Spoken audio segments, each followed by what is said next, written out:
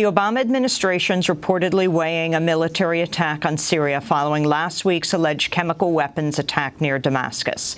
The Washington Post reports a U.S. strike on Syria would be of limited scope and duration, designed to serve as punishment for Syria's use of chemical weapons and as a deterrent while keeping the U.S. out of deeper involvement in Syria's civil war. The potential strike would likely last no more than 2 days, the Washington Post says. The news comes as Secretary of State John Kerry opened the door to potential U.S. military action with a speech in Washington. Kerry said the Syrian regime's use of chemical weapons is undeniable and vowed an informed U.S. response. The indiscriminate slaughter of civilians, the killing of women and children and innocent bystanders by chemical weapons is a moral obscenity. By any standard, it is inexcusable, and despite the excuses and equivocations that some have manufactured, it is undeniable. And the President will be making an informed decision about how to respond to this indiscriminate use of chemical weapons. But make no mistake, President Obama believes there must be accountability for those who would use the world's most heinous weapons against the world's most vulnerable people. The Obama administration is completing its own intelligence report on the alleged chemical attack on Ghouta, as well as a legal justification for launching a military response.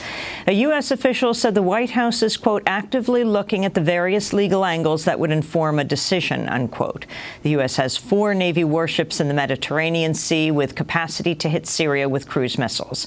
As it molds a potential military operation, the U.S. has also canceled a meeting with Russia this week on international peace talks for Syria. In a statement today, Russia's foreign ministry warned U.S. military intervention would have, quote, catastrophic consequences for the region. The threat of a U.S. attack comes just as UN inspectors in Syria have begun a probe into the chemical allegations. On Monday, the inspectors met with Syrian victims and collected samples to determine if nerve agents were used. The visit was initially delayed after the inspectors' convoy came under sniper fire.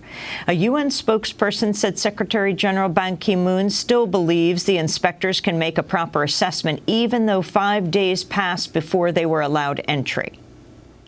Despite the passage of a number of days, the Secretary General is confident that the team will be able to obtain and analyze evidence relevant for its investigation of the 21st of August incident at Ghouta in Damascus. The team will complete its scientific analysis as soon as possible,